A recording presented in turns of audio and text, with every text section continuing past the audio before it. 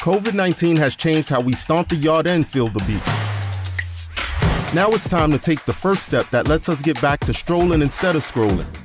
Before we can safely come together, we need the facts.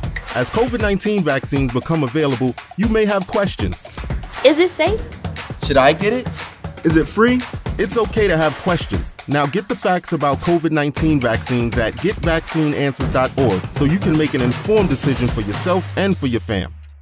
COVID-19 has hit our community hard, but we must not fear. God is with us. God works through us and provides a way for us through God's words, through medical treatments, and doctors. It's good to have questions because questions lead to answers, and answers will help us find our way. Questions like, is it safe? What if I have a pre-existing condition? Where can I get it? So get the facts. Visit getvaccineanswers.org so that you can make an informed decision when vaccines are available to you.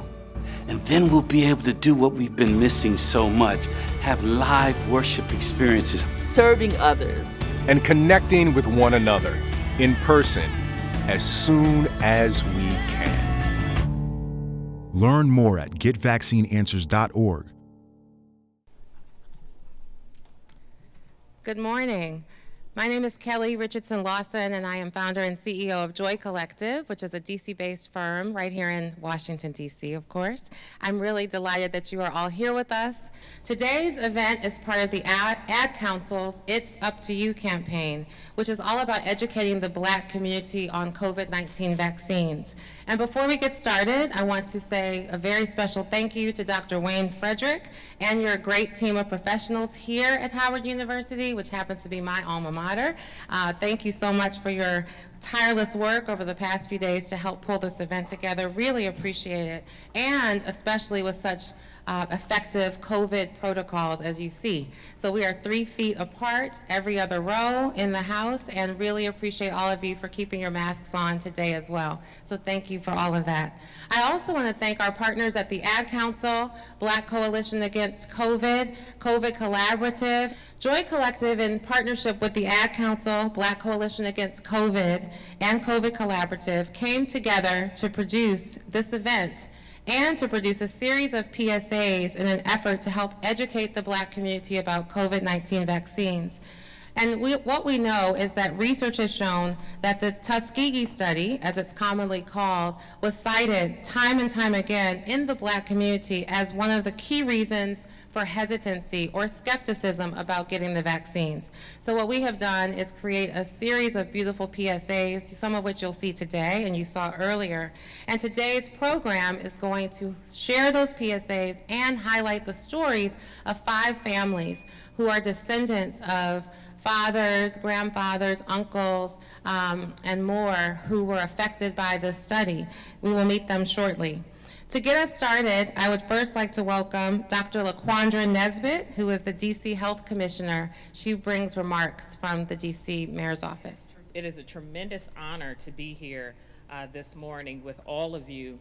On behalf of Mayor Bowser and the residents of Washington, D.C., we have been extreme beneficiaries of the work of all of these partners that are here today. You know, in the District of Columbia, we have worked hard from the beginning in terms of addressing disparities in COVID-19 related outcomes and working to ensure that everyone had access to vaccines. And a couple weeks ago, I was having a conversation with one of my colleagues and really having the opportunity now to be more introspective. I said to her, I said, you know, when we started medical school and we started training, we inherited a lot of health disparities. And one of the things that has been extremely disheartening for us is that we could have prevented disparities in COVID-19 outcomes if we had made a more equitable society and had done a much better job of building trust back in our communities of color, and particularly among our Black residents. You know, we have a long way to go. We've accomplished many things. We believe that the discussions that will be had here and the resulting PSAs will help us advance our mission and cause even further to get more Black folks vaccinated. Good morning, everyone. On behalf of the Ad Council, our CEO, Lisa Sherman, and the COVID Collaborative, we welcome you to today's event. Through our It's Up to You campaign, our largest national campaign in our history, we have been committed to driving awareness as well as education around COVID-19 vaccines to all communities, including the Black community. We've been committed to driving and increasing vaccine confidence, especially in communities of color, which we all know have been disproportionately impacted by this pandemic. To Kelly's point, at the foundation of all of the work that we've done is research. And the research that we've done in the Black community, time and time and time again, the item that consistently gets risen is the Tuskegee study. So we knew we really needed to get underneath it to really understand the tragedy that happened to those Black men, to best understand their story so that we really could use it to inspire us and to empower us. So I tell you, it's been a pleasure and it's been an honor to work with Kelly and her amazing team at Joy Collective, to work with the best director ever, Deborah Riley Draper, and one of the most amazing organizations, the Black Coalition Against COVID-19, led by Dr. Reed Tuckson, and the amazing Descendants, which you will get a chance to know today. So today, we hope that you will be inspired. Today, we hope that you will be empowered. And we hope that you will help us to share these amazing, amazing, life-changing stories. And you can do that by going to getvaccineanswers.org/legacy. Good morning, everyone. What a pleasure it is to join you today. My name is Anita Jenkins, and I'm the CEO of Howard University Hospital. Coming to Howard University Hospital was an interesting journey. I started February 17th, 2020, just a couple of weeks before the COVID-19 was declared a worldwide pandemic. We looked and we worked, and one day, our chief medical officer walked in my office and she said, "Black people are dying more." I said, "What? What are you talking about?" And then it became very, very clear that we had a healthcare disparity problem, that we were starting to get sick and to die more. And so that fight added to the battle in which we were trying to make sure that we were saving all kinds of lives, but especially the lives of the Black and brown. I recall so clearly that I was on a Zoom call with all of my leadership, 120 leaders, directors, managers, in the clinical realm, nurses, doctors, leaders. And I said, a vaccine is coming. And I said, if we have the opportunity to have a vaccine site, we will take that on. We will get that. We will start spreading the word about the vaccine. And in the Zoom call, I recall very clearly, but what about Tuskegee? But what about Tuskegee? I mean, it just popped up in the chat room. You know how that works. And I thought, whoa, not the same thing. Even on that call, I said, this is a worldwide pandemic with a worldwide solution. Good afternoon. It is such a pleasure to be here. It's an honor, in fact. As a storyteller, being able to bring our history into a story, being able to bring our truth, being able to bring our lived experience is exactly what we like to do as filmmakers, as storytellers, as content creators.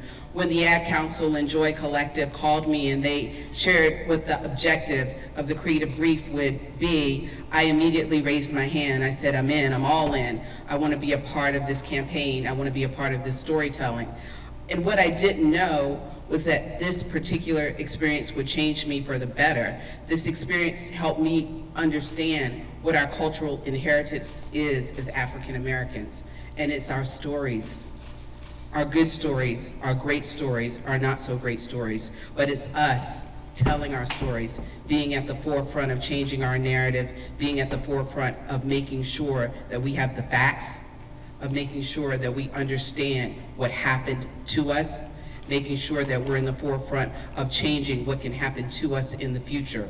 So I cannot tell you how proud I am to stand here having met descendants of the United States, Public Health Services syphilis study at Tuskegee. And that's one of the things I learned, how to say the name correctly. And that's critically important as we tell the story. So I'm proud to have met the Descendants. I'm proud to have met the people behind this idea, because we need to band together in our storytelling. We need to band together in our communities. I've had someone tell me that they were concerned about getting the COVID vaccine because of the syphilis study. They didn't even know my grandfather was a part of the study. Tuskegee is a very sacred place. There's no way you cannot feel history. Think about the Tuskegee Airmen and all of the greatness that they did, and then to find out that in this same space, such an atrocious study was being heaped upon our men. The study began in 1932. Segregation and Jim Crow were the structures of how our society functioned. What happened with the men and their families? It was the untreating of syphilis. The original title of the study is Tuskegee Study of Untreated Syphilis in the Negro Male. They were not treated for a disease that killed them, that made them blind. My great-great-grandfather, John Good, he was of the clergy. He was a farmer. He was a syphilitic in the study, and our family really didn't talk about it. Both of my great-grandfathers had been a part of that study. They were sharecroppers, and then later they were able to get land of their own. On my right here is Alec Ware, we call him Big Daddy. On my left here is Papa Frank Cooper, and he went blind at a young age. I am the daughter of one of the men in the study, Freddie Lee Tyson. I'm also the daughter of Johnny Mae Neal Tyson. I have to include my wonderful mother because the two of them was on the journey together. My uncle used to always run after us. We'll get your ear, I'm gonna get, and we just run and run and run, and then we run right back to him. My grandfather and I were phenomenally close. He worked as a firefighter where the Tuskegee Airmen trained. Actually caught my first fish with my grandfather. My father had congenital syphilis from his mother. There were a number of opportunities for the men to receive treatment, and they were very intentionally barred. And everyone involved in that study wanted it to go untreated until their death. Their body would then be sent to be autopsied to see the effect. Around 1947, penicillin became widely accepted and widely used. The doctors of the study prevented the men in the study from getting penicillin. The first thing those doctors should have done for these gentlemen was to make sure that each and every one was treated. It was the fall of '72. My brother Wallace read an article about the study. A couple of days later, my father received a phone call indicating that he was in the study. When he found out what the study was really all about and that he had been used and treated as a guinea pig, there was just a lot of shame. I'm so sorry. In comparing what's happening today with COVID, with what happened back in '32, I see more of a contrast than a similarity. A lot of misinformation is out there that is causing people to think twice or to hesitate. And one of them is the fact they think the men were injected with syphilis, and they were not. And they were not injected with the spirochete that causes syphilis. They were not being treated. That is very different from what's happening with COVID-19. The vaccine is being made available to anyone who wants it. Too many people are using the study as a way of causing their own selves to deny access to vaccines that would save their lives. And when we talk about COVID-19, for example, we're not talking about the non-treating of Blacks. We're talking about the treating of all people. The ways in which COVID-19 ravaged Black communities showed that we have underlying vulnerabilities when something like a pandemic hits. That, to me, really connects what's happening now with a very important historical legacy. As a result of what happened to these men It changed the course of American clinical research. It created the institutional review boards, which is a very important intervention that says that there must be people who can examine every study that is done on human beings in this country. Wherever there's research that's happening, there has to be informed consent documents that are signed, not just when participating in clinical trials, but also if you're going to get any type of a medical procedure. Those things came because of that study. It boils down to truly understanding the concept of community, which is two words, common unity. The path from tragedy to triumph travels along the path of learning. I've taken both of my vaccines, and you're talking about something that happened to my family. We can't do this by ourselves. In order for us to be healthy together, we need to all be vaccinated.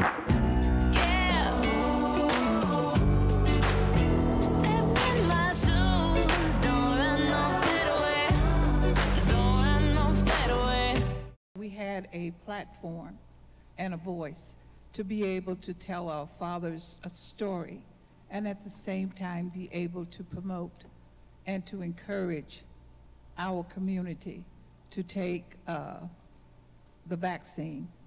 First, knowing the facts and getting informed. So I was very happy to be a part of the conversation of taking the vaccine, and so thankful for the opportunity to do this. Being the mayor of Tuskegee gives you an opportunity to present your community in the most favorable light. And what I found was that when people were talking about vaccine hesitancy, they were normally invoking the name Tuskegee, and oftentimes out of context. And so this particular project gave us an opportunity to put the record straight, to set the record straight in terms of the study that was conducted in Tuskegee, not the Tuskegee study. And to make sure that people recognize that this was the United States public health study conducted in Tuskegee, but more importantly, to humanize the men who were a part of that study. These were fathers and brothers and uncles and cousins. They were community members who were carpenters and plumbers and brick masons and farmers. I want them to encourage their communities and their families, if they haven't gotten their vaccine, to get the vaccine. And if there's hesitation, to learn as much as you can. I don't want anybody to be doing anything blindly. To be encouraged to take the vaccine, and to be the best champion, the best advocate for your own health. We have, being a part of something so historic that has impacted so many layers of healthcare and research around the world, it's a little overwhelming sometimes. This journey, since COVID began, the media questions and the media response and reaction to us, it sort of ebbs and flows. I know I've been vocal in doing different talks really since President Clinton's apology. And so this is the largest spike, I think, that we've seen. And when I talk to people in my work or, in leisure and in social settings, people are so shocked to know someone who is a descendant, my grandfather, to know someone that was a part of the study. So we sat down as a family and actually talked about it in depth. And now sitting here, my mom pulled out her 1997, May 16, 1997 poster. It was laminated in the local newspaper. She laminated it, and she takes that with her, and she takes it with me as well to say, get it back if you leave it somewhere. So it's magnanimous in the fact that we started from not knowing as much to knowing a lot now to where I'm sitting here discussing my great-great-grandfather. As a little boy, and one of, you know, what they said, thing about bad blood. At that time, that was what they were telling me. And I learned from joining the organization. After that, I got kind of educated on what was going on and how it existed, how it was brought about. And then I had a chance to go to the DCC Center in Atlanta and pull up the record of those men that was in this study. And I found out then that my grandfather, one of them was actually in the study, but he didn't have the syphilis. The other one was in the syphilis, and then he had the syphilis. And that was an education to me. And then I was able to pull up some of my relatives and some of my uncles and my cousins that was in it and realize what they went through and what their condition was. And that was part of my education because I was fired up. I was ready to kill somebody, shoot somebody, but after being educated and you learn why these things happen and why they were doing, it gives you some knowledge that you will have to take life and go on, and hopefully these things won't happen again. Let me switch really quickly to Dr. Webb and a few rifle shot questions. But first and foremost, Dr. Webb, anybody that reads the newspaper today has noticed the news seems concerning. Where do you see this pandemic now, and where are we headed, and what are you worried about? Well, I'm pretty worried, and I think there are a few reasons for that. I work clinically as an internal medicine doctor, so I work on the coronavirus unit at my hospital at the University of Virginia. I'll be working this weekend, actually. And you know, what we are hearing, what we're seeing really all over the country is that this Delta variant, for lack of a better phrase, is no joke. And this Delta variant, there are a lot of things about it that are incredibly concerning features. You know, at the end of May, it was 2.7% of the cases of COVID that we have here. And as of last week, it's 83% of those cases. You know, the early studies are telling us that it's about 1,000-fold increase in the amount of virus that's in people. So that increases the infectivity. And so that's the reason why it's spreading so fast into so many communities. And you've heard the president describe it now that we have this pandemic of the unvaccinated. But you just think about how vulnerable somebody is if they have no immunologic protection whatsoever against something that is spreading as fast and as far as this Delta variant is. It showed us what it can do in India, in the UK, and now right here in the United States. And so, again, I take it very seriously because I've been on the front lines of this pandemic for about 18 months. And what I know is that when we see these spikes, people die. And I don't want those people to die, and disproportionately, they look like me. Tell us about the Delta variant now, and just how prevalent is it, and how much more serious is it than the original version of this virus? Yeah, and as I mentioned, so we know it's more serious because it spreads faster, and we know that because we've seen in studies that it's more infective. We've seen that there is more virus present in people the first time they're tested than in the original strains. But even beyond that, we've seen studies that show that it leads to more hospitalizations. We had a 58% increase in hospitalizations here in the United States over the past week. Right? And so we're seeing all of the evidence that this variant is causing the kind of damage that we predicted that it would. And so we've looked at vaccination rates, and I want to be very clear. You know, vaccination is not an academic exercise for us here. It is truly our protection against these things. Data show us that, you know, the messenger RNA vaccines are about 90% effective, just under 90% effective against this Delta variant. And so it is our way to protect ourselves in the midst of all this. But in the absence of protection, if you look at Missouri and Arkansas and Mississippi, if you look in Nevada or Utah and Florida, these aren't, you know, the urban centers like New York City where we saw the virus spread so quickly last spring. A lot of times these are more rural spaces, more spread out spaces. The virus can do damage anywhere. And that's what I think is so important for people to understand. The best way to protect yourself certainly is following those public health measures. You know, mask wearing like you all are doing, and hand washing, maintaining physical distance, avoiding crowded spaces, but vaccination is the best way.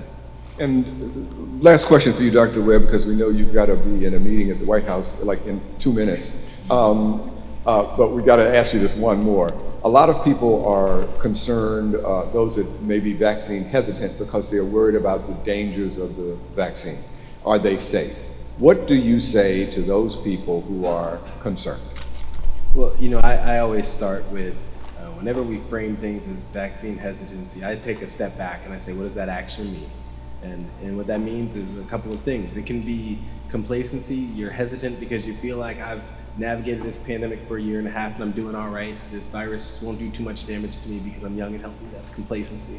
There's confidence. Vaccine confidence is trusting the safety and the efficacy, right? And there's a lot of misinformation out there, a lot of disinformation out there that will confuse, conflate, and confound for people who are trying to figure out, is this something that works for me? And then finally, there's vaccine convenience. Can I reach a vaccine? Is it available to me?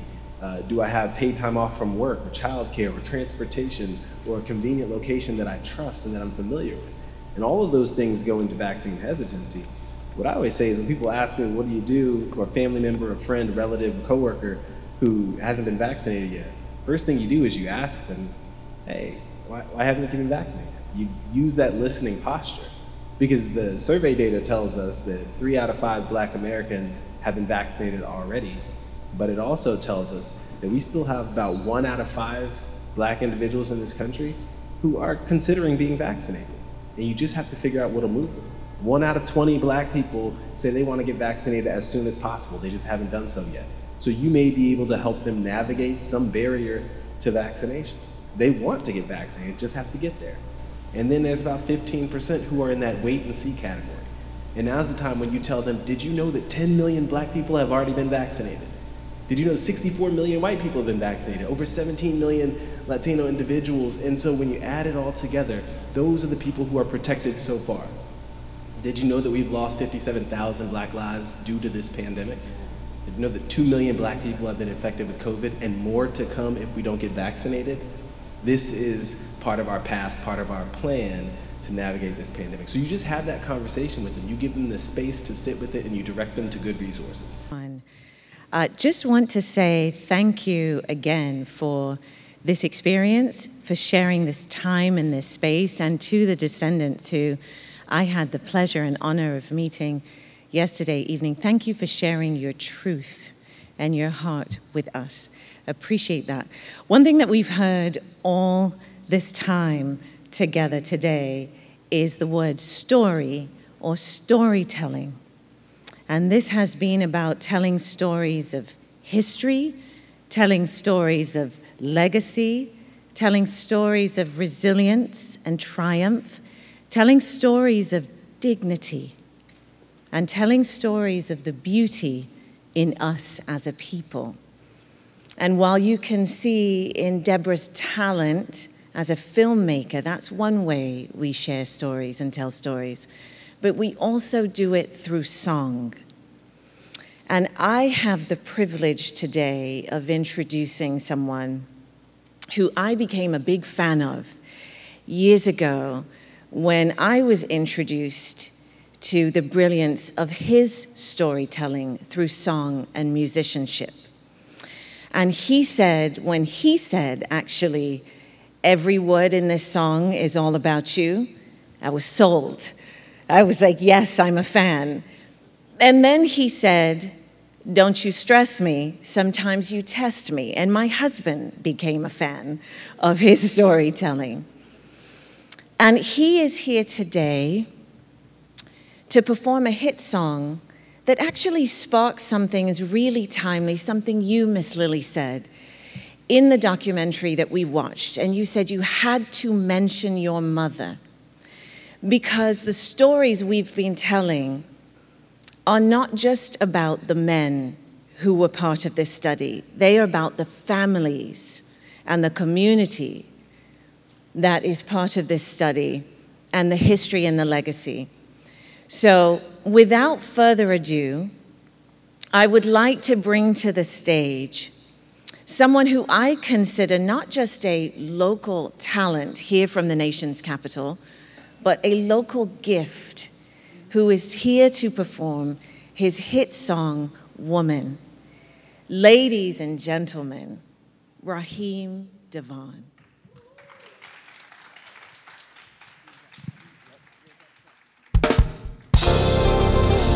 Yes, yes, y'all, peace and love, the legacy. of tragedy to triumph would not be possible without our beautiful women that we take our rites of passage through to get here. Can we make some noise for all the beautiful women today? For our matriarchs, our elders, our strong, strong, strong, strong, strong women. Hey, you know the vibe, street smart and educated. Can hook up a home-cooked meal sometimes. A God-fearing type of woman, a praying woman. If you know what I'm talking about out there, let me say yeah. Oh, you can say it a little louder, say yeah. So right now, it's time for the Women's National Anthem. I said right now, it's time for the Women's National Anthem. Hey, hey, hey, hey, hey. This is dedicated to you, you, and you, and you. This is dedicated to you, you, and you, and you. This is dedicated to you. My mama, your mama. All the ladies say I. Say oh, oh. I appreciate your style. Thank you. And the number to take to carry and birth a child. Thank you. And the way you played them, even when we living real fast. Thank you. Even as a single parent mama, you still roll me down somehow. You made the ends meet somehow. Thank you, Mom. I appreciate the strength, yeah. How you never bite your lip and say what's on your mind. Thank you. How you a lady in the street and a lady when it's bedroom time. Thank you. How you gon' grind with me, roll with me, tell me what's yours is mine. Hey, hey, hey. If you ain't got one man to search the world to find a strong,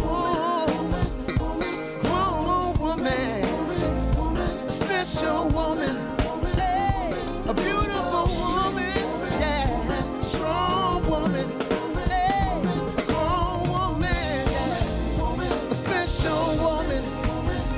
I appreciate your glow, thank you. The way you get angry with us and the way that you let us know, thank you. And I think it's so cute when you get so emotional. No, thank you. You know, till you pull your point, you just can't let it go.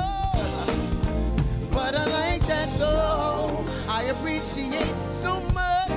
Yeah, like the I love you feeling, girl, when we touch. Like there's no you don't be, and there's no was. And if there ever is a need, she'll come in the run. Yes, she will to the rescue. Man, you better find you a woman, hey, strong woman. I gotta thank the Lord for a woman, hey, special woman, oh, a beautiful woman, yeah, woman, yeah. To love me in a special way, she got to be street smart and educated. She got a good head on her shoulder, sexy swagger with sex appeal. A grown woman hook up her home-cooked meals. A grown woman exudes confidence. Better recognize one when a grown one sings. A grown woman knows how to tell you no.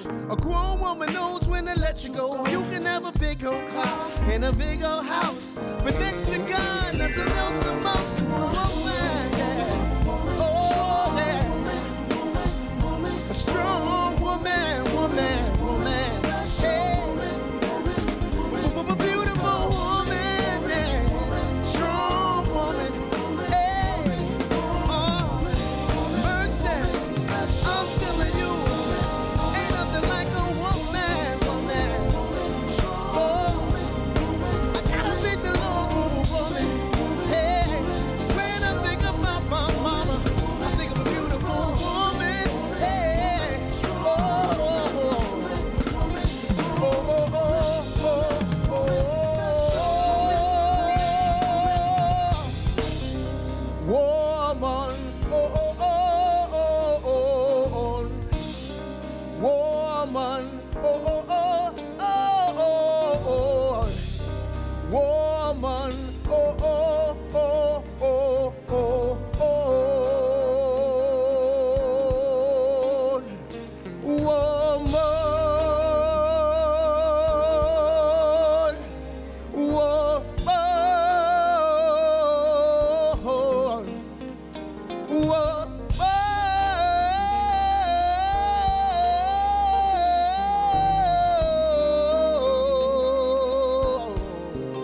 say, you are appreciated.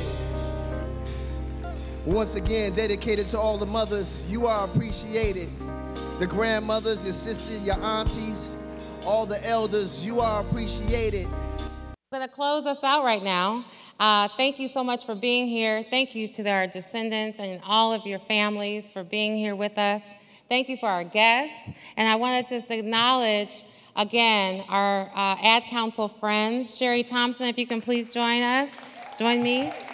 Orlena Nwoka Blanchard, President and COO of Joy Collective. Dr. Reed Tuckson from the Black Coalition Against COVID. And all of our friends who've worked so hard on this, including many people at the Joy Collective and Ad Council and BCAC. Thank you, thank you, thank you. Thank you, Raheem Devon. That was incredible. Thank you. Just awesome. Thank you for that. Thank you to Candace Taylor and for this beautiful, beautiful picture, custom artwork. Appreciate you. We encourage all of you to get all of the videos and get all of the facts at getvaccineanswers.org/legacy. You can see the documentary there. You can see all of the films and also get great information. And also, please share this information with others so we can really encourage us, our community, who may be skeptical, may be hesitant to get vaccinated. We really would appreciate you sharing. Tomorrow, this event will be on the NAACP's YouTube page, so you can see it there. It'll be a cut down, but that will be available there. And then one last big thank you to Deborah Riley Draper, our director. If you could please join us up here as well, would appreciate you. And I just want to say how incredibly honored we are to have had an opportunity to work with you, and just really appreciate you bringing these stories to life in such a beautifully human way.